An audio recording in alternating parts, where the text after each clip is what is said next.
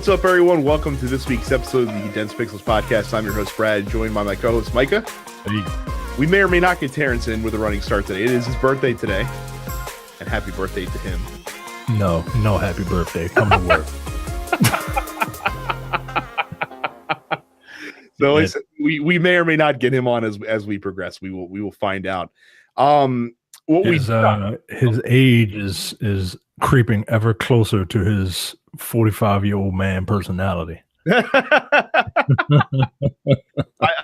think calling his personality that of a 45-year-old man is generous on your part. It's very generous. What we do not have is a 5-star review. Make sure you guys leave those and we will read them on the air. And I haven't been playing anything new because there hasn't been anything coming out that has struck my fancy. I may get Far Cry next week. I don't know yet. I will be getting Far Cry, and I decided to play just a bunch of random games that are in my backlog. So I'm replaying some of The Witcher and Yakuza. I beat Yakuza when it was on PS2, but I haven't finished it on PS4. So I would like to have a cleared game save before the next Yakuza game comes out.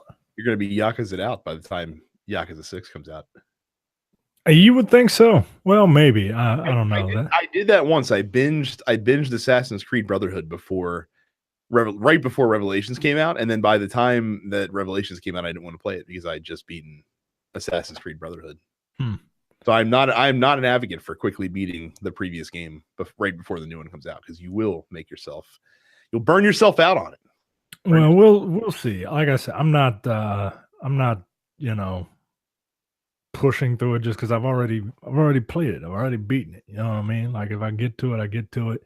I probably won't, because like you said, Far Cry is coming out next week, and I do want to play that, even though it is pretty much the same thing over and over again, I'm assuming. It's an interesting question that I'll throw out for question of the week one of these days is, can you replay games? Because I have serious trouble doing it, unless it's like an all-time classic sort of thing. So that's interesting, but we'll do that one another week. Right now, you should go to youtube.com/densepixels and click the subscribe button to subscribe to our channel in there. You get video episodes of this podcast every week.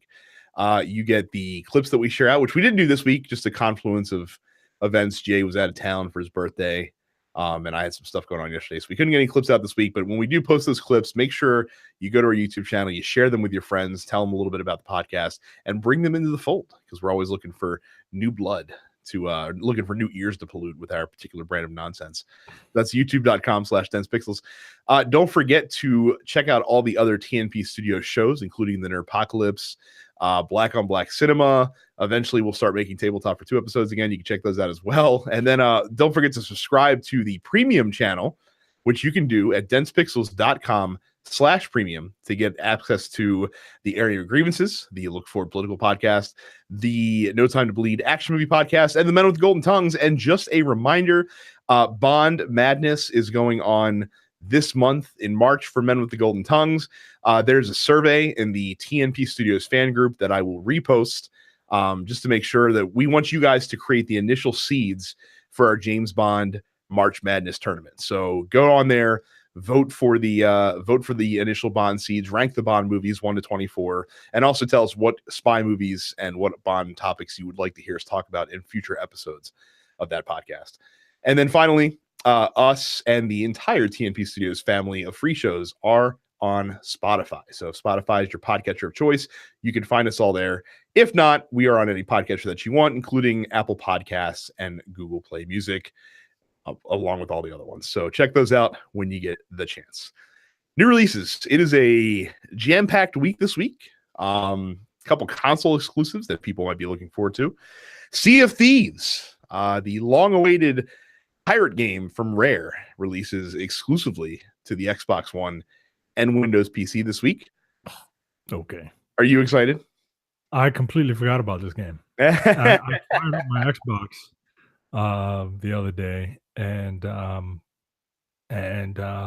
had a message, and it was like, "Hey," I had like 3 messages talking about Sea of Thieves and how I can, I have access to this, that, and the other, and just hey, play our game, play our game. No, I really don't want to. We're gonna have to wait to hear back from Terrence, because Terrence will play it, because he'll be able to play it for free. Because of course, if you have the Xbox Live Games Pass, you can play it on launch day for like from day one for nothing. So I'm sure Terrence will check it out out of morbid curiosity. We'll hear from him next week, probably, on that. Ni no Kuni 2 Revenant Kingdom releases for the PlayStation 4. I played the first Ni no Kuni and enjoyed it, but I'm not getting this one.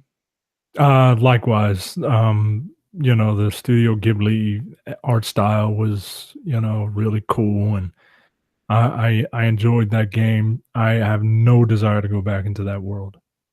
I would agree. And it's not even a direct sequel. It's like a far off. It's like an Elder Scrolls sequel. It takes place like 200 years in the future. Attack on Titan 2. So you anime fans get the second one of those releasing on console. RBI Baseball 18, the game that makes you say, why do they even bother? Comes out on PS4 and Xbox One. But I guess if you're an Xbox fan, that's your baseball game. Titan Quest, which looks like a top-down Diablo-style RPG, or it's possibly might be like a Pillars of the Earth style RPG. Comes out of both consoles. A Way Out, the hotly anticipated cooperative game from EA and the crazy dude from the VGAs, comes out this week as well. Required co-op game, very interesting, and you can play with randos online. MX versus ATV, All Out for you MX versus ATV fans, releasing as well. And then Velocity 2X Critical Mass Edition. This was a PS4 game that's been available digitally for some time. I guess this is a collected version with bonuses and whatnot. Comes out at retail for PS4. On the digital front, Where Are My Friends is a PS4 and Xbox One digital game. And from the description, it seems like they're trying to fit as many game genres as humanly possible into one game with Where Are My Friends. I saw Metroidvania, aka Metroid style gameplay.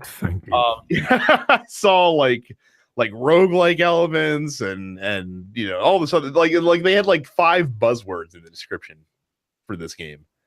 And so that's cool, I guess. Hardcore experimental game. That's the first sentence in the Steam description. Hardcore experimental game.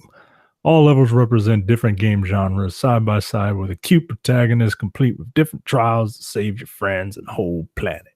Okay. Yeah, I'm looking at this and yeah, it seems, I mean, hey, look, I'm just going to stop, giving my opinion on these types of games. I'm a game bigot, guys. I think you all realize that by now. That's why they're here. They know game bigot in strong consideration for a title. Ark Park, a VR adventure game for the PS4 in the Ark universe, as in Ark Survival Instinct universe. Or maybe it's just Ark Survival. Far Cry was like Survival Instinct, right? I think that was the subtitle for the first Far Cry game. Anyway, yeah, a dinosaur VR game coming out for PS4, and then the forgotten Assassin's Creed game, Assassin's Creed Rogue Remastered, coming this week to the PlayStation 4 as well. This was, of course, the game that released on the old generation consoles at the same time that Assassin's Creed Unity released for the PS4 and Xbox One. Many people did not play this game because of that. I actually heard it was good. Yep, I was about to say the same thing. The 3 people that I know played it said they really enjoyed it. Now, you have to take that with a grain of salt, because if you are one of 3 people who have played it, you're probably an Uber fan, and I don't think I can trust you. It's coming from the guy that has played every Assassin's Creed game. Exactly, except for that one. Right, except for this one. I have a feeling that when this goes on sale, you might play this at some point. Yeah, it's got to go on sale though. I'm not hard up for to go back to old timey England or wherever the hell that was. This takes place, I remember screenshots for this. Takes place in like the Arctic. It's very weird setting for the game. Well, that is different. A couple release date announcements. The Crew 2 comes out June 29th officially. Sonic Mania Plus, which is like the collected edition of Sonic Mania, arguably the most overrated game on the planet. It's coming out this summer with new characters, and it's also getting a physical release. I do not mind inflaming the passions of all the Sonic the Hedgehog fans out there. The game is terrible, and you should stop playing them because they're awful. And then Atari has finally officially unveiled their new console. We talked about this a few months ago. It is called the Atari VCS. It has a very retro logo. Pre-orders are going to begin soon for it. There is no additional details to share about it at this time, aside from that. You like the way it looks? I mean, it looks like an Atari. It's what they're going for. I guess. I don't like that. Yeah, I mean, like, who are you? The question is, who are you appealing to with that, right? Because I mean, people like you and I know what an Atari is, of course, and people of our generation. But the kids today, and the millennials, the younger generation, they don't fucking know what an Atari is or care. Swear to God, man. Nostalgia feelings that we do, and my feelings of nostalgia for the Atari are quite weak. I came in the back end of Atari, so as did I. Every time I see this console and any other Atari, like the Atari 2600, every time I see it, and every time because of this, every time I think of Atari, I think wood panel station wagon. I don't blame you for that. Like yeah. It's not very attractive. You know, wood paneling and like that wood trim is still an option. That's in like you know. So you know how like in the like the high class of sedans, basically. Mm-hmm. Like, you know, they have the three. You know, they have the three tiers. Like they have the economy and the midsize, and then like full size. So yeah, high wood trim still in full size sedans.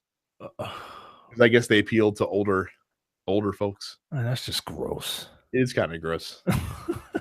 Get a modern look with your cars, people, and your game consoles for that matter. Could you imagine if they put out like a PS4 or an Xbox One with like fucking wood paneling? And it's not like one of those gimmicky, like, hey, here's a video game about the 70s as a dad shepherding around your kids, and we made a console based off of it. That'd be the weirdest looking console ever. Yeah, man.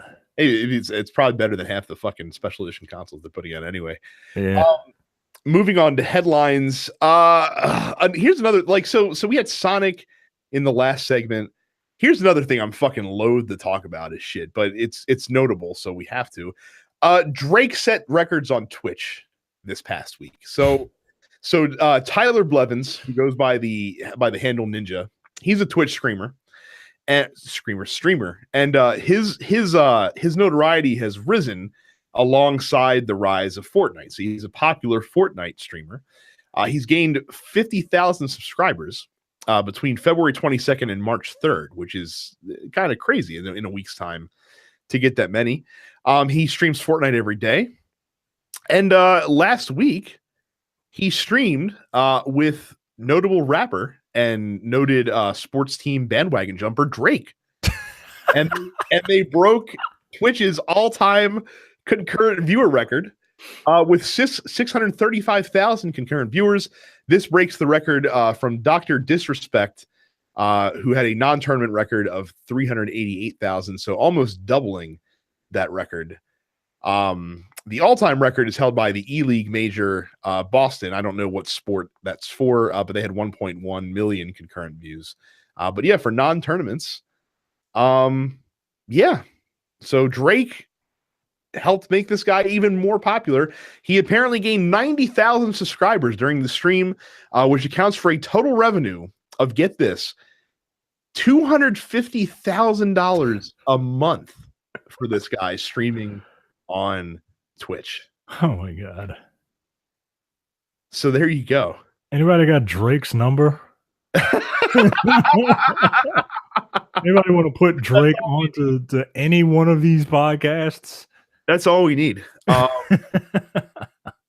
That's all we need. So let's first talk about some things, that notable things that happened during the stream before we talk about my distaste for Drake as a person. So first of all, Drake apparently knows about Fortnite, and he talks about he talked about refreshing up the existing maps. He's no celebrity pool, Micah. Like, he's a Fortnite player. Drake is. He knows what's up. He knows what League of Legends is, apparently. He drops extra weapons for his partner because he's a team player. He plays on PS4. He uses a Scuff controller, of course he does. He uses the John Wick skin in Fortnite. He eats pizza while he plays. Big no-no. Grease on the controller, it's no good. He is a vegetarian, apparently Drake is. I'm not surprised about that. He likes pineapple on pizza, though. He confirms it. What are they doing in Canada, man?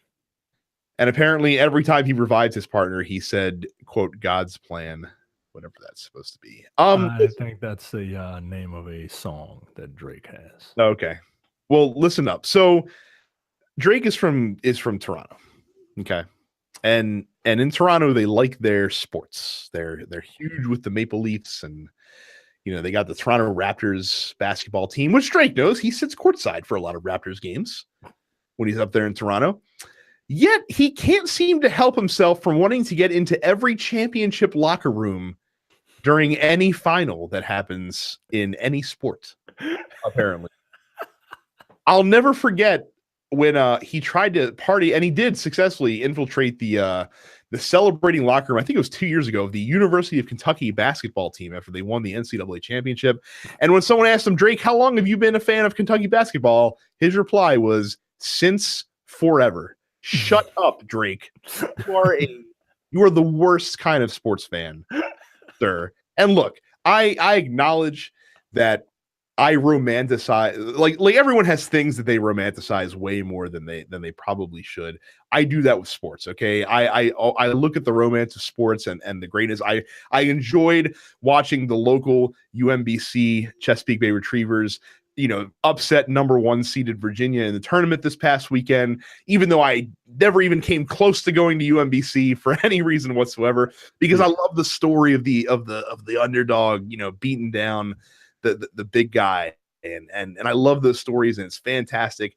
And when you have a sports team, Micah, you have to bleed with that team, and you have to suffer with them, because when you suffer with that team, it makes the victories, when they do eventually come, feel that much sweeter. There's nothing worse to me than someone who jumps on the bandwagon of the winning team at any given time and will just switch willy-nilly, because after he tried to party with University of Kentucky, he then went to try to party with the Miami Heat when they won the NBA title. But I thought you were a Raptors fan, Drake. I thought you were Toronto from day one. I thought you started from the bottom with the Toronto Raptors, and now they're here all the way to the top of the Eastern Conference. But no, he just wants to be on the bandwagon of whatever team is winning. Fuck you, Drake. Get our podcast to get our stream.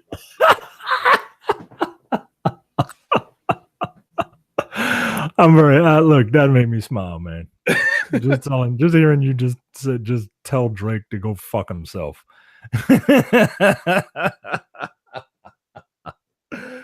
That means that when we make it big and we are the number 1 entertainment podcast on iTunes or whatever, Drake will want to come on. Well, he's been a fan since forever.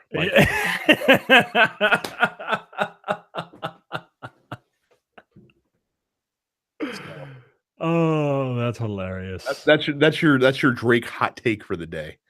Is a terrible sports fan. Of all the hot takes on Drake, I don't think I've ever heard one about his sports fandom. It really bothers me. It also bothers me that LeBron James is the fan of all the popular sports teams from the 90s. The kid grows up in Akron, but he's a fan of the Cowboys, the Yankees, and the fucking and the Bulls. Come on, man. You live in I know Cleveland sucks, but you live in a sports town. What are you doing? I mean, you don't really expect him to say he's a fan of the Browns, do you? He would endear himself much more to the. Maybe they wouldn't have burned his jersey when he left to go to Miami if he was a card carrying Browns and Tribe fan. So that's all I'm saying. Come by your sports loves naturally. Don't just root for the team that's winning.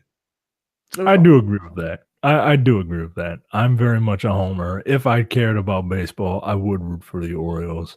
And I would love to have a basketball team, but I just can't root for the Wizards. I just can't do it. I live here. I pass Chinatown every day. Chinatown is where the Verizon Center is. I pass it every day. I just can't root for the Wizards. I don't blame you there. I don't blame you.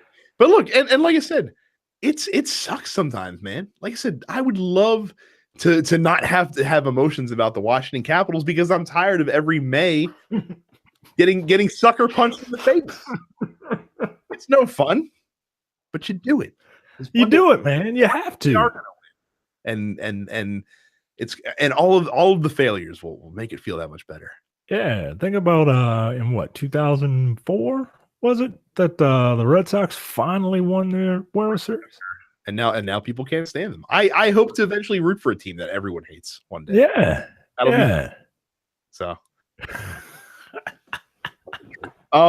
So Epic Games, we talked about the fact that they're shutting down Paragon. Well, they had one last gift for the Paragon community, and that is making all of the assets from the game, including all the characters, skins, animations, voice effects, dialogue, all the environmental components, everything available for free in the Unreal Engine marketplace so that people can use them in their own projects, no strings attached. So you might see like people making other Paragon themed games or just, using some very polished assets to make their games better.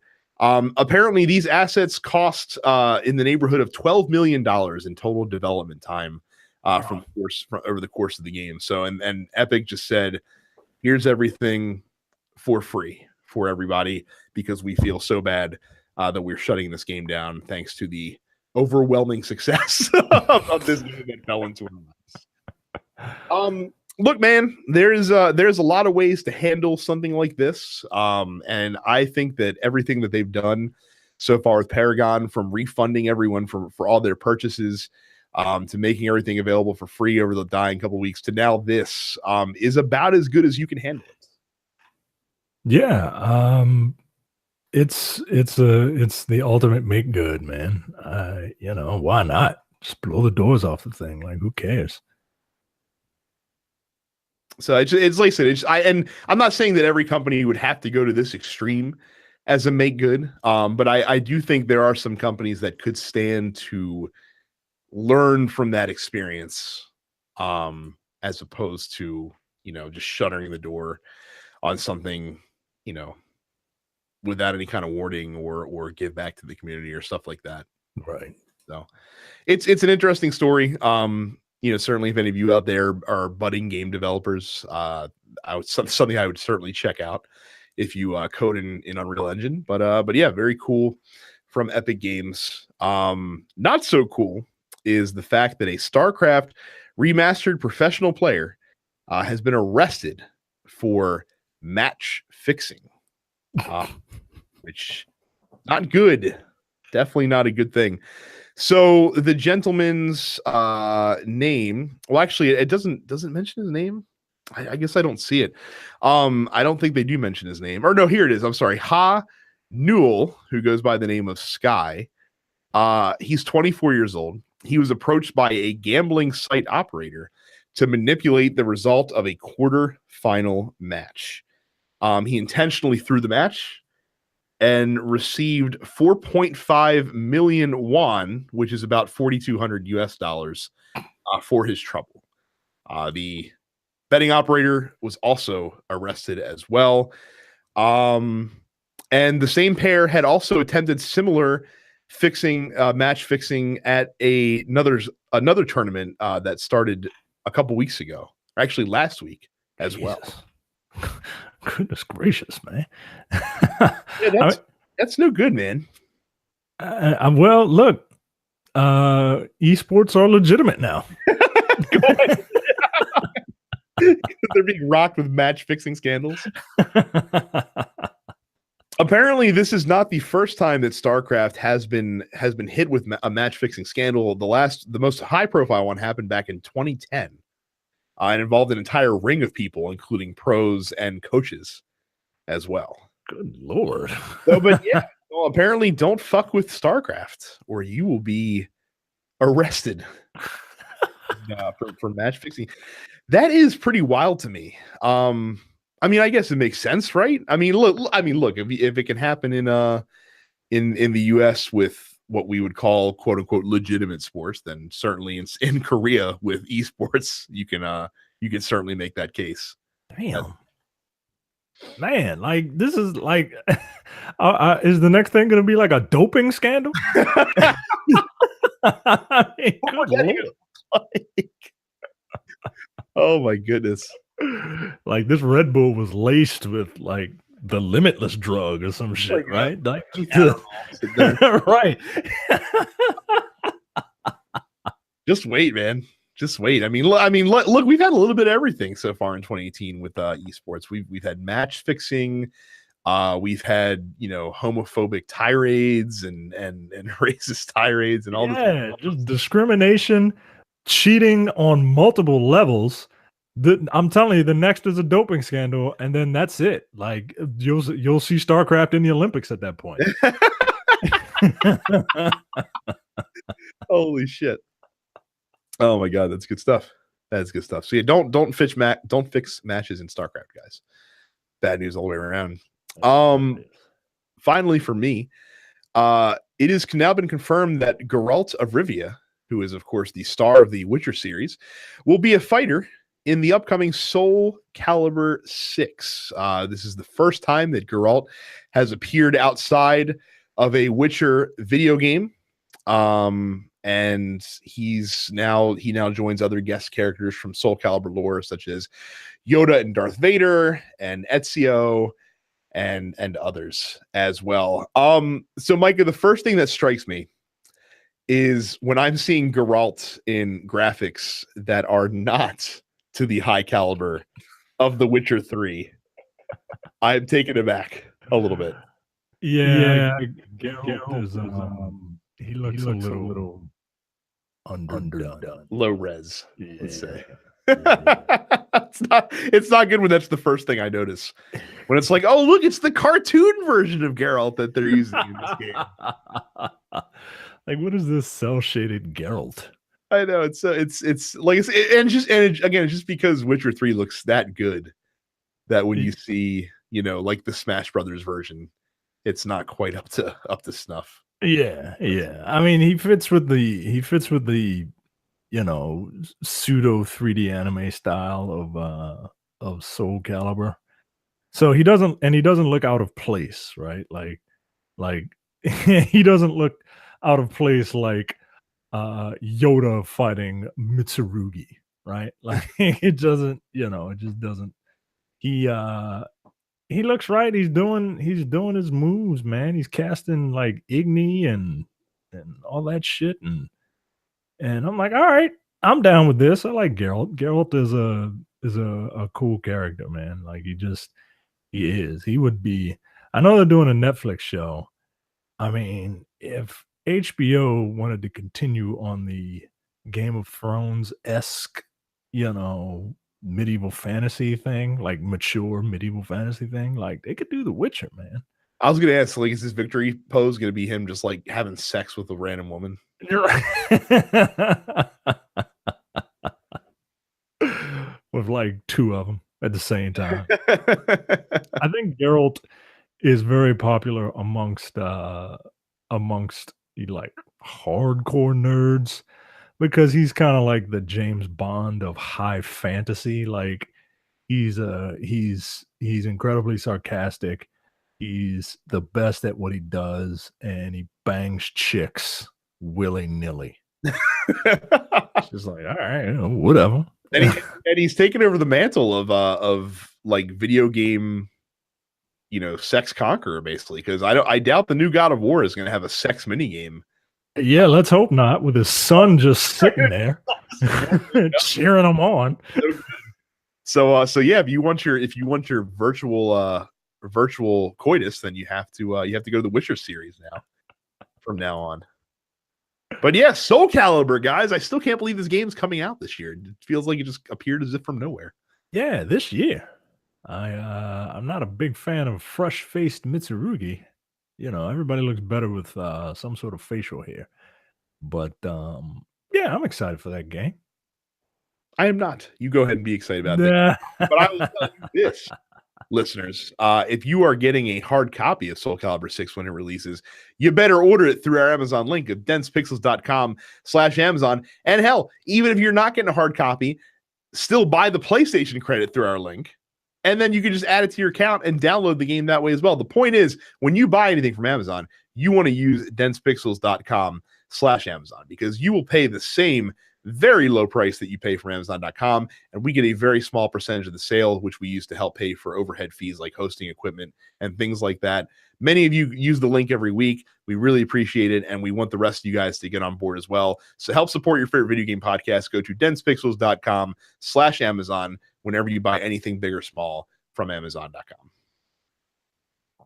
It's my turn. Star Wars Battlefront II is getting a complete redesign of its progression system, which removes star cards for purchase, paid loot boxes, and adds a new linear progression system.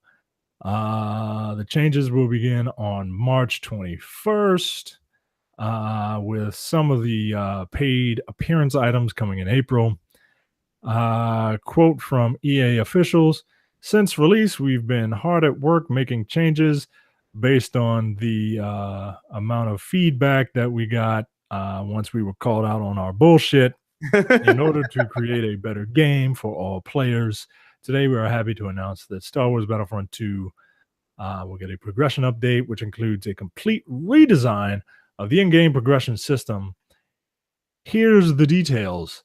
Progression is now linear, so star cards and anything that will impact gameplay will only be earned through gameplay and not available for purchase.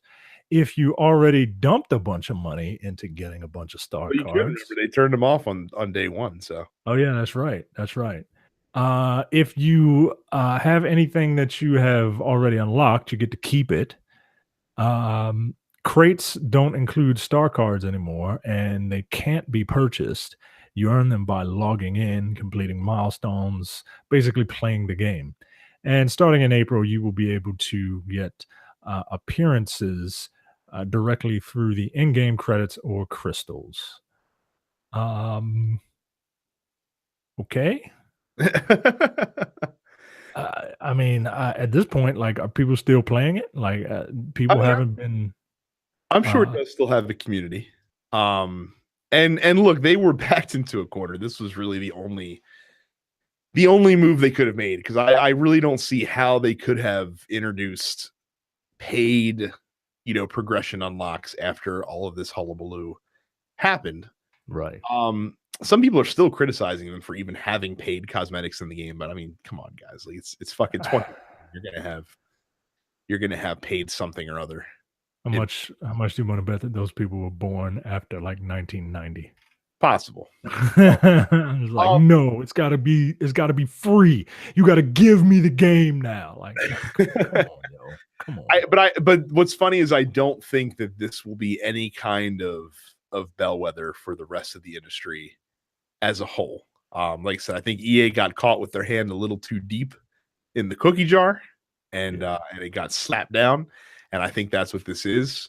I don't think it's going to affect any other company's business strategy from here on out, just because this happened.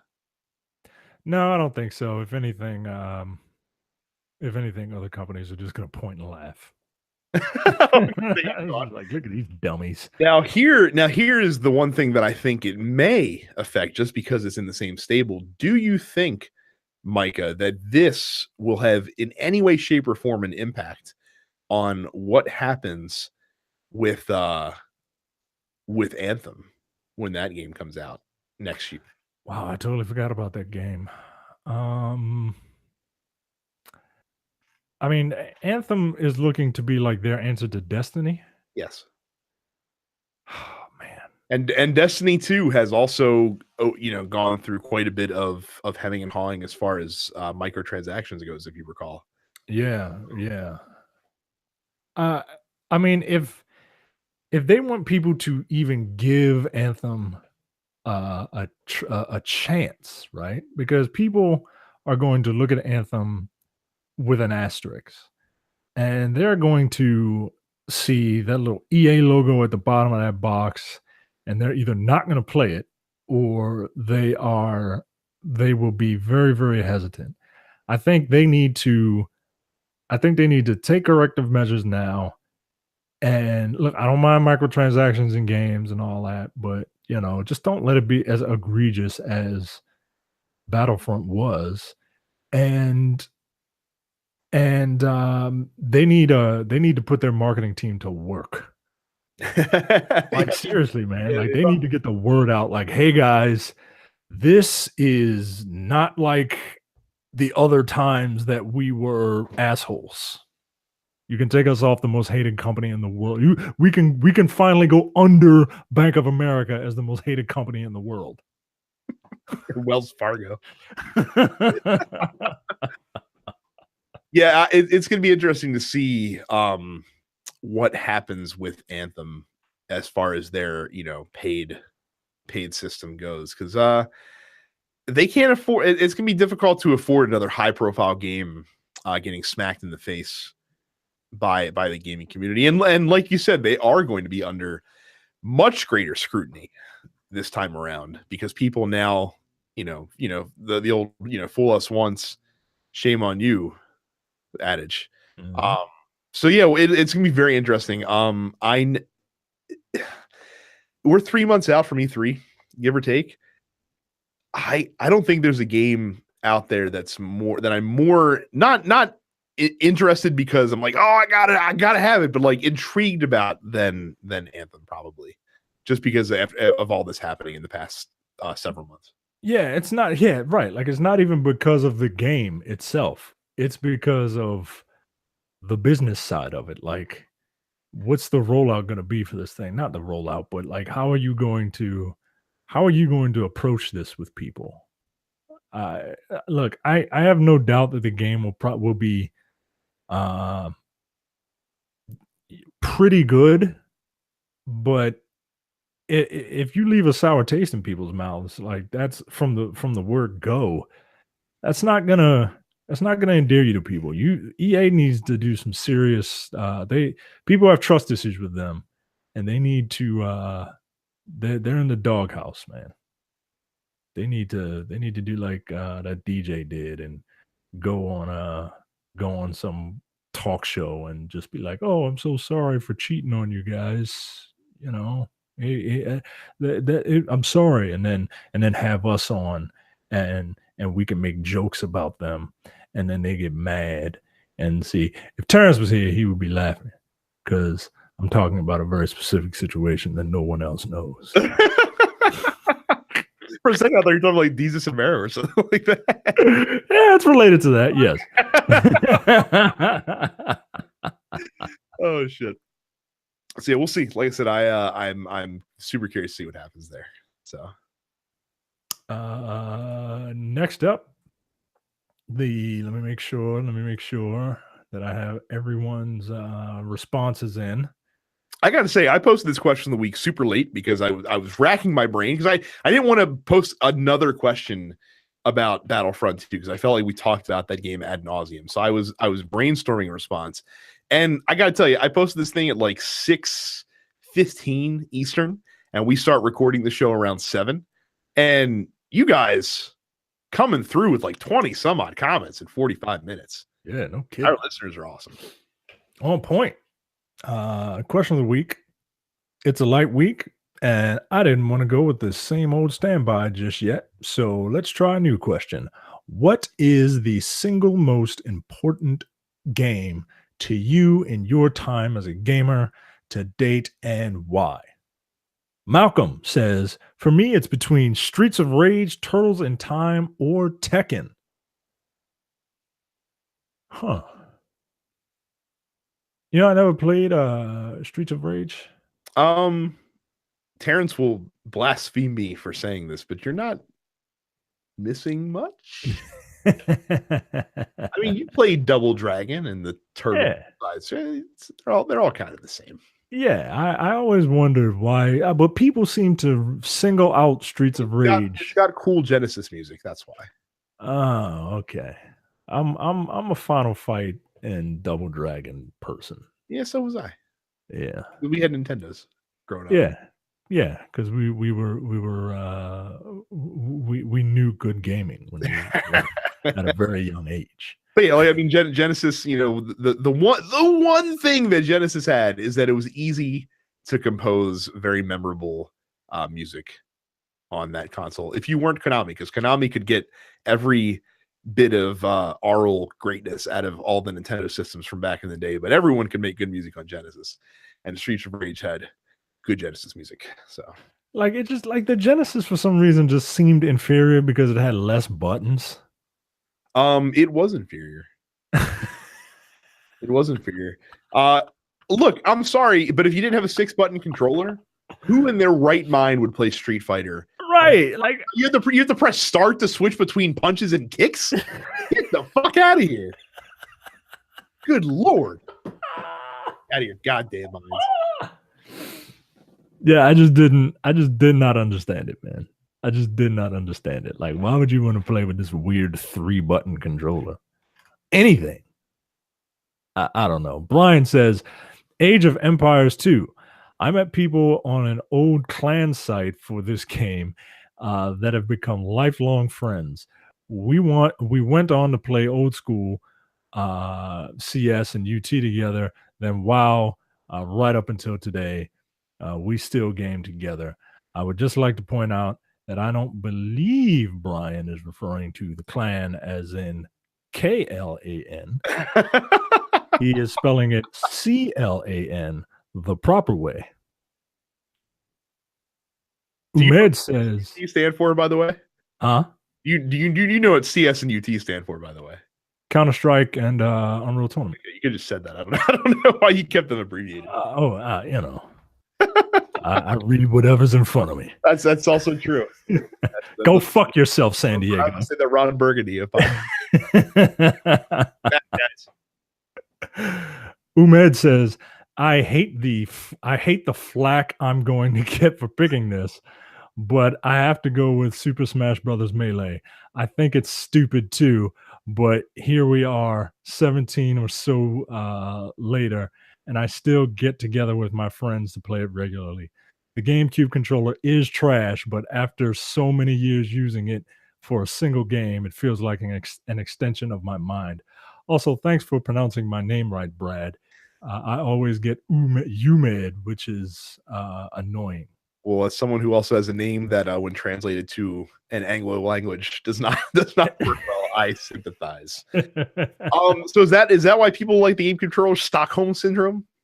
Yeah, it's like a weird muscle memory. You know what I mean? Like that's why people, when they are training, they're always about form. You got to do your form. You got to get your proper form, no matter what you do, whether you're swinging a baseball bat or shooting a free throw or throwing a football. You got to have the proper form, because you will eventually, if you have bad form, you will eventually, just develop bad form, and you'll be swinging a baseball bat, from your chin or whatever. You know what I mean? Mark says, I can't say a single game, but more of the dying genre of brawlers like Streets of Rage, TMNT, The Simpsons, etc. Those types of games were a huge part of my childhood that I thoroughly miss, and have made it my mission to find every arcade brawler I grew up playing to beat them in one sitting. So far, I have beaten Alien vs. Predator, Spider-Man the video game, TMNT, Final Fight, The Simpsons, X-Men, and the difficult-to-find arcade The Punisher. I didn't even know that was a thing. Yeah, me neither. Like the only Punisher game I know of was the uber violent PSP one that came out. Yeah, that's the only one I knew of. Cam says, I would say Grand Theft Auto 3 because it helped usher in the age of sandbox gameplay to mass audiences and really shape the future of gaming and video game storytelling for years to come. You know what's funny? GTA 3 is going to be a game that I think whose relevance falls off as time goes along, just because of how big a strides like GTA 4 and then especially GTA 5 became over when it started, basically. I think people will always recognize it, but it won't be the go-to that people, when you think open world game, you just think Grand Theft Auto. You don't think Grand Theft Auto 3 or 4 or 5. You just think Grand Theft Auto. Mark says, Final Fantasy VI, the story is great. A clown gets to destroy the world, even though it has a lot of characters. I felt that their backstory was well told, and Halo Combat Evolved because I didn't think that first-person shooters can be console-based. Mark forgets a little game by the name of GoldenEye. 5 years before Halo 1, or 3 years before Halo 1. Oh, Jesus. A terrible game, though. Not only like as history has bore out. I'm not gonna lie. Part of me doing this question wanted to see how many Final Fantasy VI answers we got.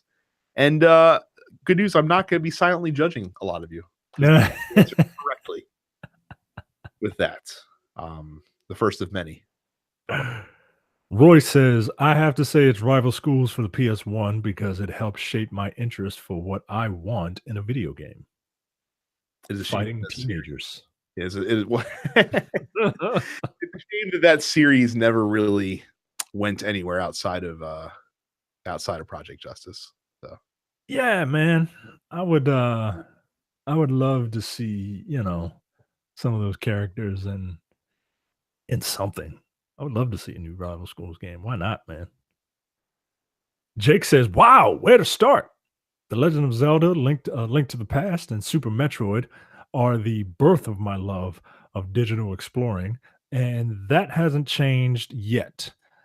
Link to the Past gave us the most balanced map and dungeons to that date, and nearly every Zelda game since tries desperately to recreate that.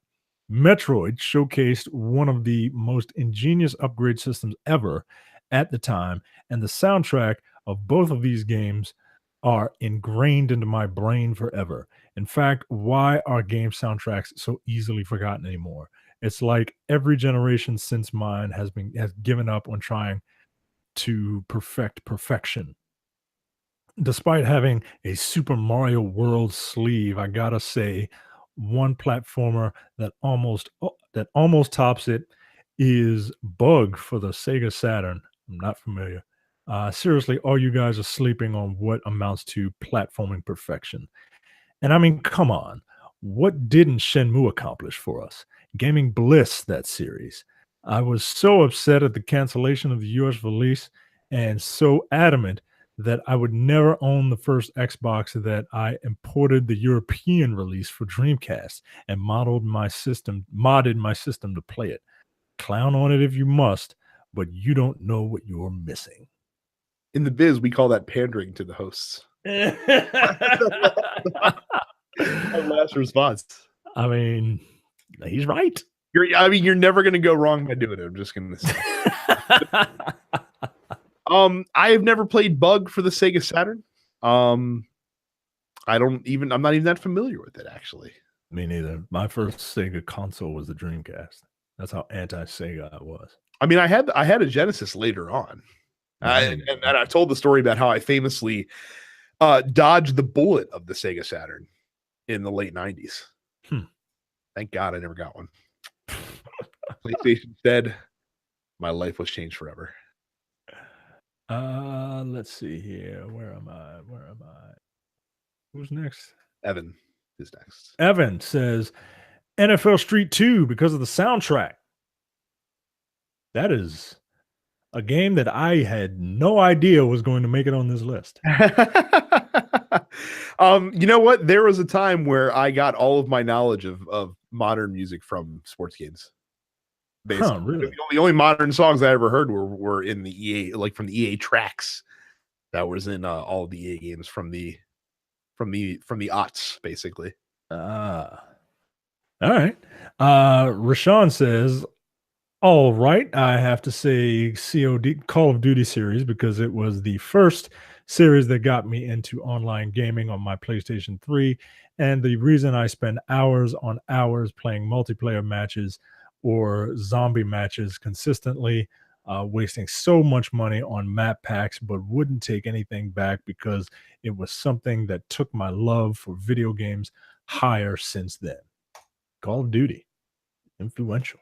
Hey, it was the first online multiplayer game that I also really played to any extent. So there you go. Christopher says, one of them that I will always return to on occasion is Blades of Steel. I didn't play Blades of Steel. I enjoyed Blades of Steel when I was a youth. I mean, it was the best that you could get until NHL 94 came out, basically, and then once NHL 94 came out, that was the end of that.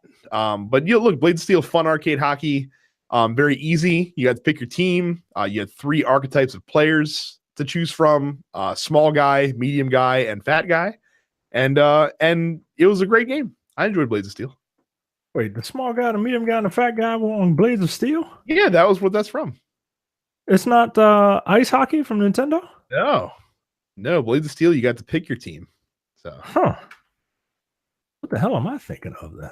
I mean, they might have had the archetypes in ice hockey, but Blades of Steel lets you customize your team to your heart's content. So, I played 2 hockey games: ice hockey for the NES and Wayne Gretzky 98 3D hockey. No. For the 64? Yeah, man.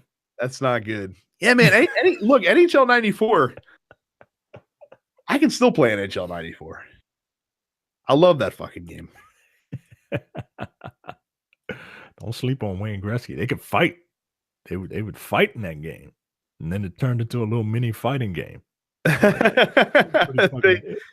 do not have fighting in it. They made him take it out in NHL 94. Yeah, it's pretty bad. It was one of them Wayne Gretzky games, man. I was like, ooh, this is terrible.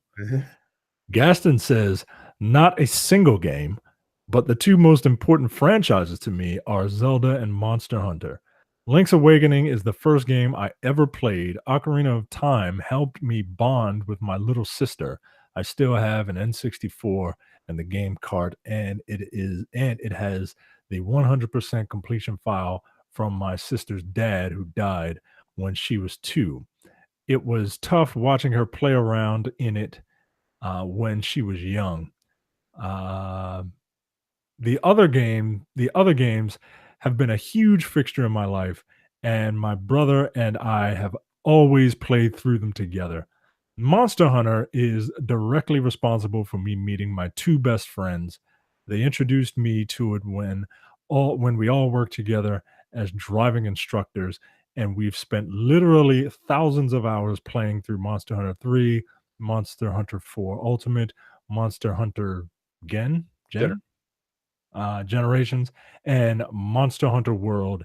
And even though we've changed and grown up a lot since then, it's remained pretty steady. So there you go. Hardcore Monster Hunter fan. Randy says, I remember the day when we were.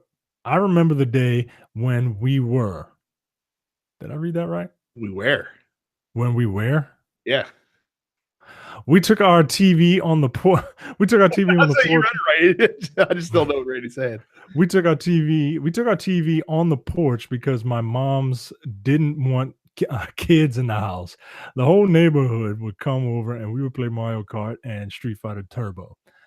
So the game always be with me because of the memories. You ever do that? You ever take your TV outside? I never did because we always used to meet at my neighbor's house, and his parents were cool. They let everybody inside, but we did have, we in his basement, 6, 7 of us down there doing like WCW, NWO Revenge tournaments and Mario Kart and whatever else was on tap at that point in time, for sure. I remember going over my buddy's house, and same thing. His mom didn't want bunch of sweaty dudes in the house in their basement, so it was like go outside. So we all went outside and played GoldenEye. And I remember his brother came out and broke the cord off of the red and gray zapper so that we could use it to pretend to shoot each other with instead of shooting ducks. These young black boys wanted to shoot each other with fake guns because that's the society that we live in. Brandon says Final Fantasy VI, first real RPG I played and beat. One of the few games I've played completely through multiple times, and I still remember every story beat and music track. Jason says 3 words: No Man's Sky. No explanation needed. I'll see y'all back here for next week's question. God damn it. God damn it, Jason. Anthony says Halo 2, hands down. I don't even want to imagine how many hours I played in that game. I was never I never got into like the Halo like LAN parties. Remember you had to put like 8 Xboxes together. I had a PlayStation 2. Forgot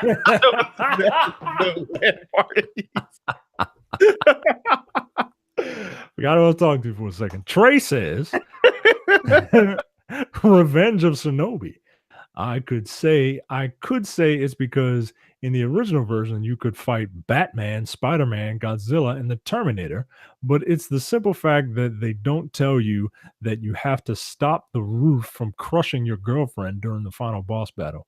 Blew my mind the first time I fought this boss, and she died halfway through because I didn't know her life literally depended on me. I'm assuming they had like just fake ass versions of Batman, Spider-Man, Godzilla, and the Terminator in Revenge of Shinobi. Yeah, it might have been like Fruit Bat, Arachnaman, Dragonzilla, and Robot Killer or something. Yeah. Ricky says Super Mario Brothers, since it was the first game on a home entertainment system we ever owned. Michael says I'm gonna be super nerdy here and say EverQuest. As unplayable as that game is to me today, that game changed gaming forever for me, and it holds a big place in my heart. I met so many cool people in that game. It's not like World of Warcraft where your typical MMO. The social aspect to that game is something I yearn for still to this day. Nothing comes close since. Stewart says Metal Gear Solid on the PS1 because it was the first game I played personally that showed the potential of the medium to be more than what it typically gets credit for in terms of story, characters, and presentation, as well as being really solid, no pun intended, and innovative at times with gameplay. It basically solidified, again, no pun intended. I don't think you could say that again. You can't do it twice. You can't do it. You can't say no pun intended twice. It basically solidified third-person action as my favorite genre of games and my preference for single-player experiences with strong narrative content. MGS is up there, but it's not my number one, for sure. Kenneth says, Twisted Metal. Played it at a friend's house. Went out the next day, bought the system and the game. That auto combat genre is still my favorite type of game. Anthony says, I'm a very low level gamer, so Madden 99 through 15, Sleeping Dogs was the first RPG that captivated me and that I completed. The answer has got to be Grand Theft Auto 4, probably my favorite game of all time. Amir says, I would say it has to be Zone of the Enders 2 because it came with a demo for Metal Gear Solid 2. God damn. And that demo had the best part of Metal Gear Solid 2. Yeah, it did. And then Hideo Kojima was like, bait and switch. Gotcha, bitch. Right. Play as this cartwheeling naked man for 15 hours. Warren says, simple. Tetris. Tetris is the first game I can remember playing with my entire family packed into my parents' bedroom and playing and having a game. Also trying to figure out how my mother was dusting us off like it was nothing, and getting all the fancy rocket scenes sparked my competitive spirit. There you go. That's how you develop your competitive spirit. You fucking lose to your mom in a game. Just like never again. Joshua says Power Stone was the game that sealed the deal for me. It was simple, unique, and just plain fun. Still waiting for a Power Stone 1 and 2 HD collection. Then we could talk about a sequel. How hasn't Sega gone back to that series yet? Is it Sega or Capcom? I'm pretty sure it's Sega. Oh, okay. Yeah, I'm reasonably certain that Sega was the one that did Power Stone. I will verify that. Or did one publish and the other develop? Let's see here. Power Stone. See, there you go. You are. Oh no, Capcom did publish it, so it's Capcom's fault. Yeah. I could have sworn that was a Sega game. Yeah, because Capcom doesn't like money. No, they don't.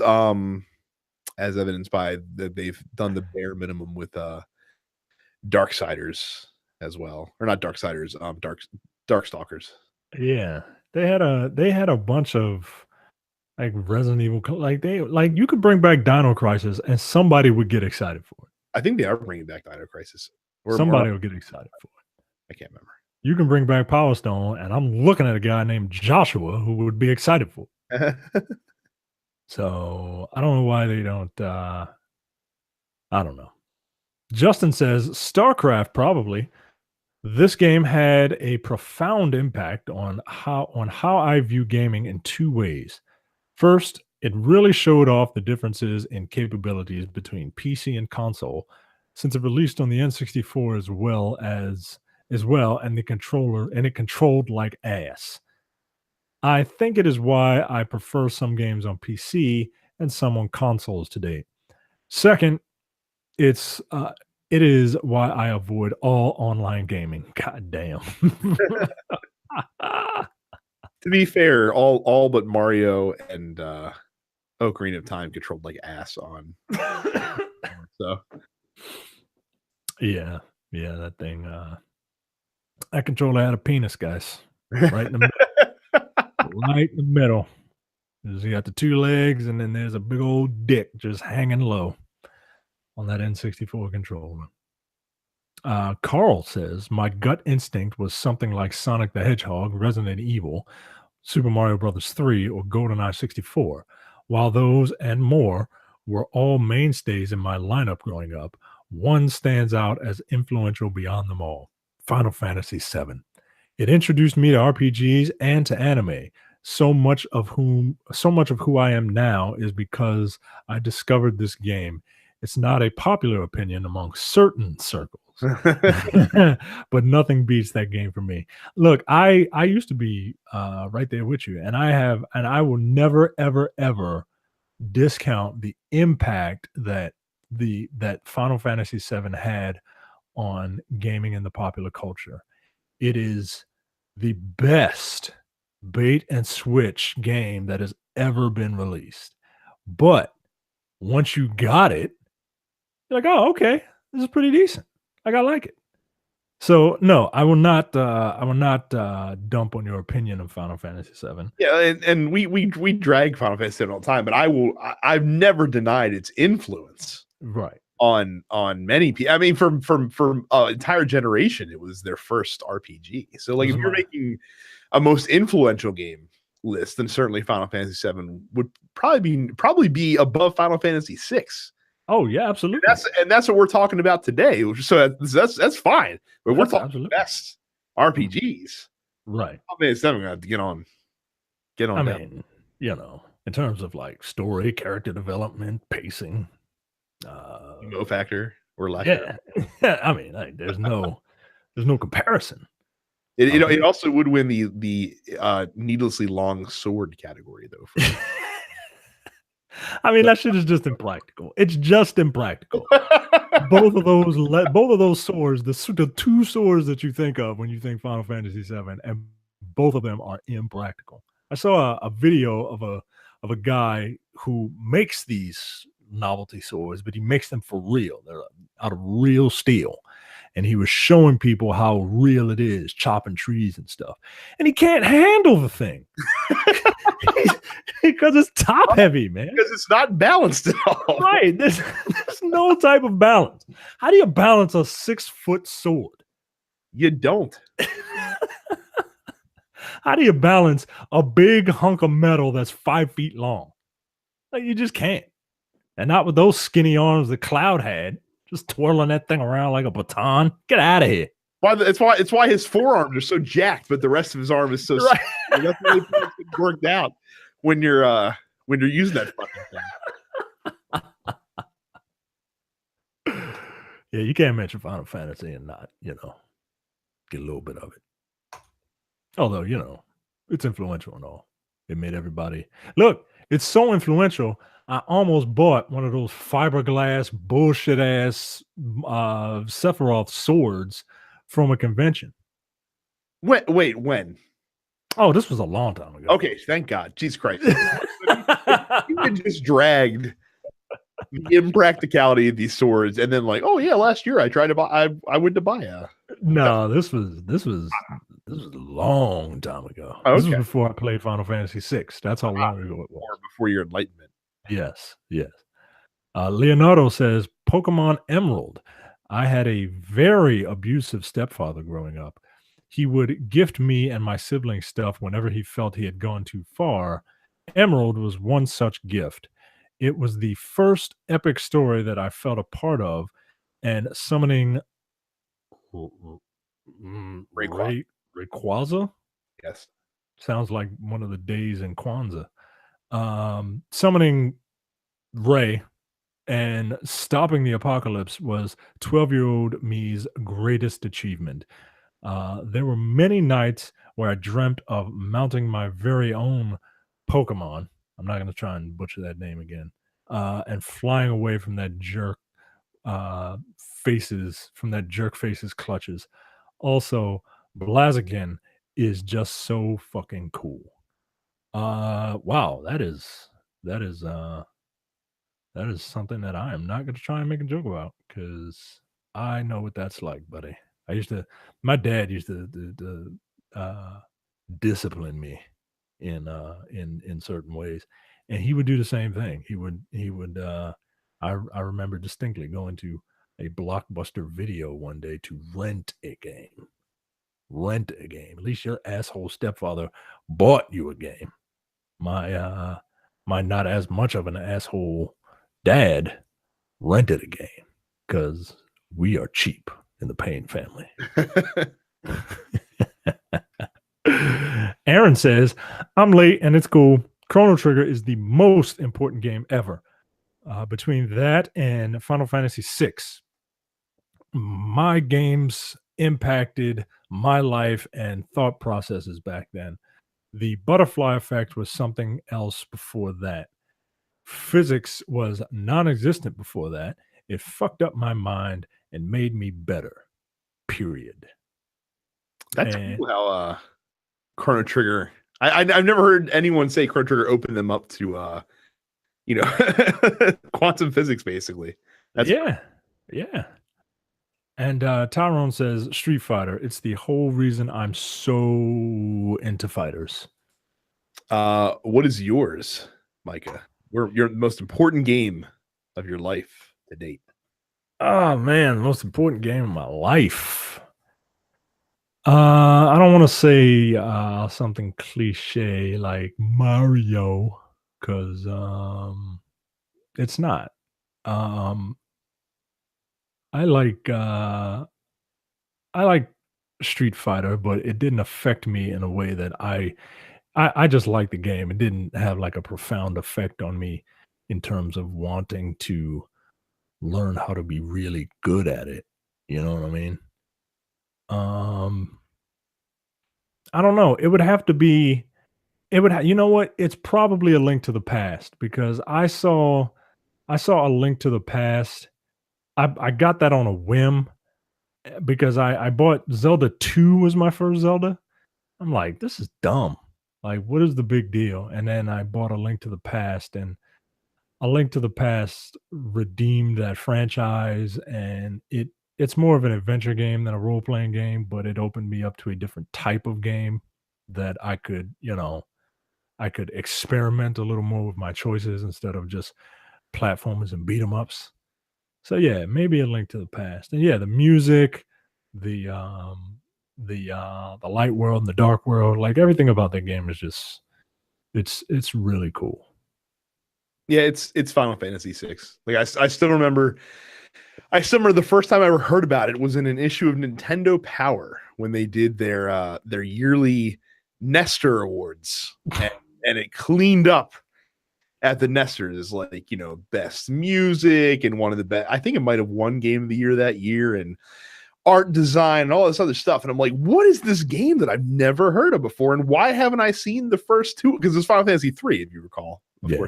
So why don't I know about the other two? So I bought it. And I remember I bought it with birthday money from Toys R Us, which actually this week makes it that much more impactful. And for those of you not old enough to remember when Toys R Us did this like this, they used to have the little plastic marketing cards that showed you what games they had, and they had a whole wall of them down the entire section, but no actual games. You had to pick up a ticket that had a barcode on it and take it to the register. And then once you went to the register, they rung you up and you had to go to this other sub counter that went to the back room with your receipt, and they would go into the back and go get your game and pull it out and give it to you. And that was the coolest thing ever when you were a kid. And like I said, I bought Final Fantasy 3/6 for the price of $69.99 plus tax in 1995. Yeah. So that's 95 money. And I just remember going through and, getting stuck, never having played a game like that before. I used potions after every single battle. I thought the ribbon was a god accessory. And like, why would anyone not just equip their whole team with ribbons if you have it? And it changed my life forever because I'd never, ever played anything like that up to that point. And it opened up a whole new area of gaming to me that I'd never seen, not just with RPGs, but just, these long form games and also Japanese games. I mean, obviously Mario and Zelda come from Japan, but they're not Japanese games. You know what I mean? Yeah. And that's kind of what Final Fantasy did. And it changed my life forever. And Final Fantasy 3/6 will always be that game for me, for sure. Well, there you go. So that is question of the week. I was curious. Like I said, I was curious to get the personal anecdotes from you guys. Some of you really delivered, and I appreciate that. So good question. I did a good job. I'm going to pat myself on the back. There you go. So that's it for the show. Make sure you join our fan group, densepixels.com/fans on Facebook. We always have a lot of fun discussion there every day that you can be a part of. Make sure you leave us a 5-star review on iTunes. We will read it on the air if you leave it, and you can plug whatever you want in there. You can subscribe to the show on whatever podcatcher that you use, be it Apple Podcasts, Google Play Music, Spotify, or anything that plays a podcast. You can find us. And we are all on Twitch TV. We have a main show channel, which is just Dense Pixels. My personal channel is Dense Pixels Brad. Micah is Dense Black Nerd. Terrence is Apparition 410, and Carrie is Sup It's Carrie. So that is it for us this week. We will see you guys next week. Till then, peace. See ya. Watching the Dense Pixels YouTube channel, click the subscribe button while you're here, and make sure you check out our weekly podcast where we discuss the latest gaming news and our impressions on what games we've been playing.